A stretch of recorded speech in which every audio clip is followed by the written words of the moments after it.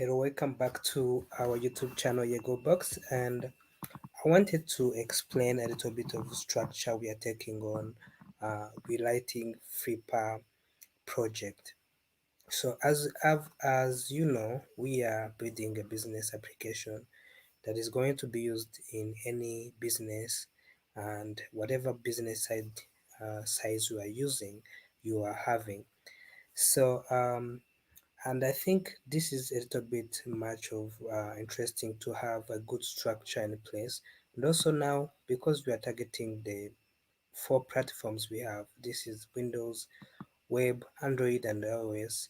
I think now it makes sense just to relight the entire application using the skills we learned from the version 1 of Android app now to the version 2 of application. And now this version is going to target all platforms, including the web. So, and I think it's just much more interesting. So I'm going to walk you through the process and the structure that I'm putting in place, that I think it is a nice structure that we are going to follow moving forward. Again, I'm taking the previous skills I learned from the version 1 that is in production now, and taking that and add a little bit of cleanup of from that structure to the current structure we have. First things first is that the project will be using sound null safety. So this is the new feature from Flutter where they make sure that your application is null safe. So that is to say that every plugin and every packages that will be depending on will be null safety first. And this is so important for us to, in order to achieve the high quality code. So another things I want to mention is that whatever package we choose to use, we need to first check if this package is available on all platforms.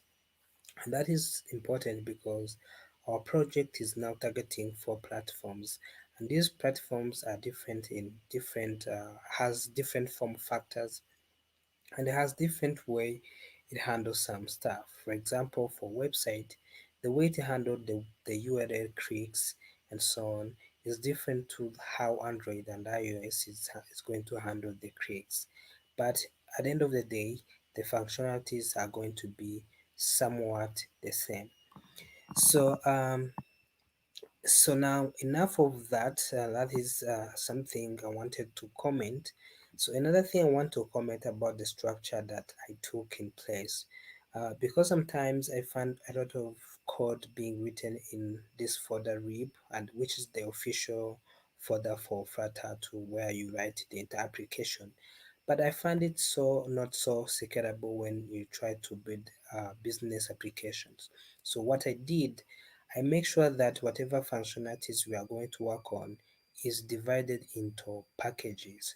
And these packages are individual, dependent, and can be published to the pub in order to be consumed into different applications that we might be interested in, or anyone who want to use our package can be able to use it right away.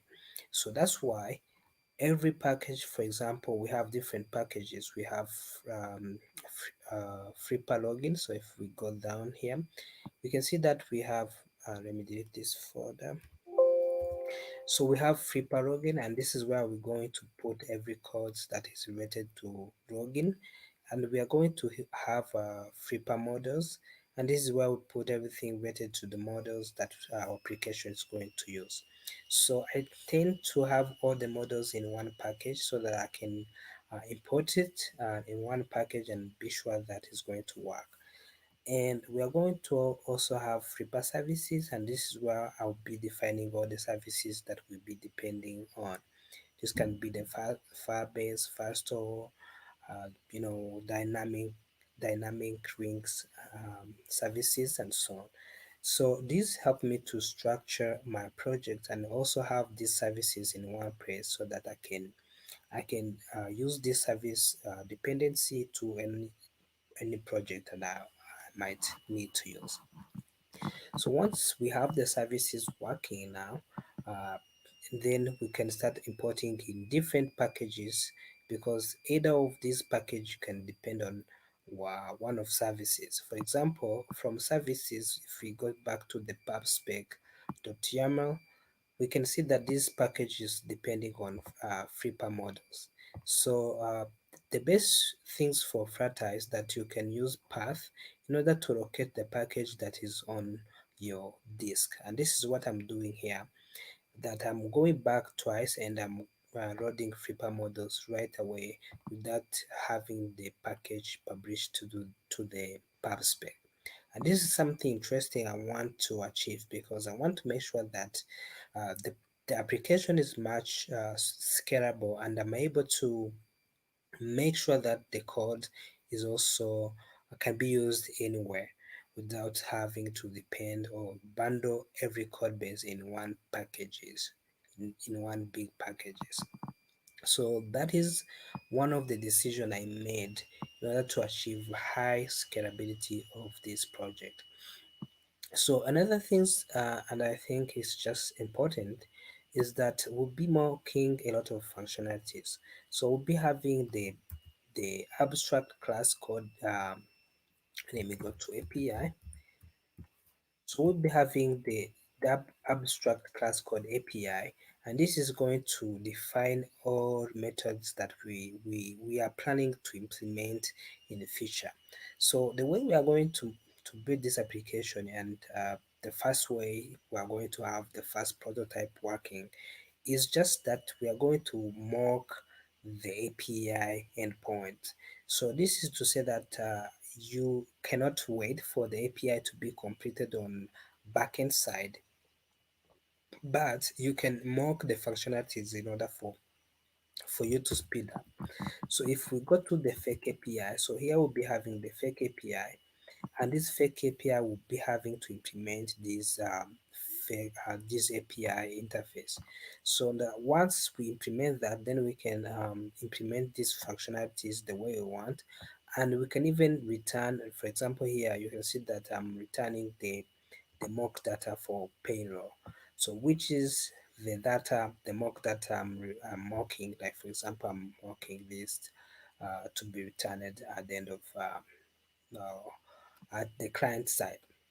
So then I'm having the proxy, and this proxy is going to help us having multiple services. Remember that we'll be having different services within the app.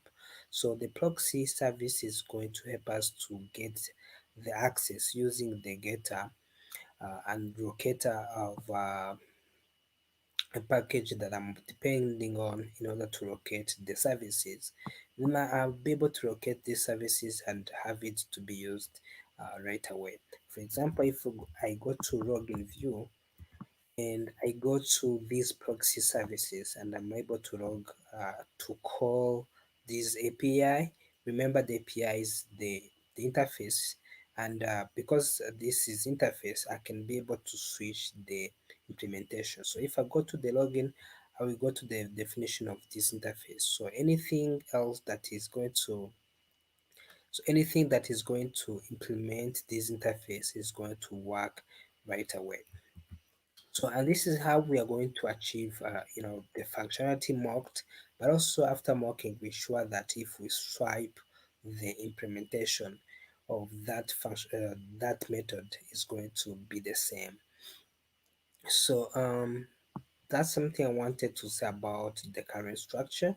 So another thing is a third-party services model, and this is where I'm defining everything related to the services that I'm using. And I'm using a singleton annotation in order to specify that I need this service to be only available once in my project, and which is so important for us to in order to avoid the memory leaks and so on.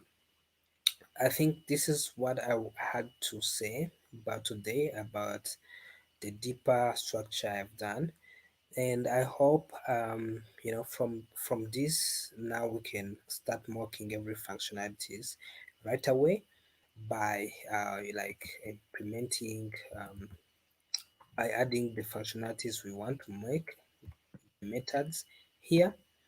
And after that, then you can implement it in fake API. So because we might having the fake API, but also we might also have the real API, HTTP API, which also can be implemented differently. But at the end of the day, we can swap them at the same times and have the application running. So I hope this really video really uh, uh, helped to understand the structure we are having and why we are taking this structure, uh, and the main reason why. So I hope this video serves you to understand the reason why. I'm sick. My sound is not quite clear, but I hope that you can get something out of this video. Ciao.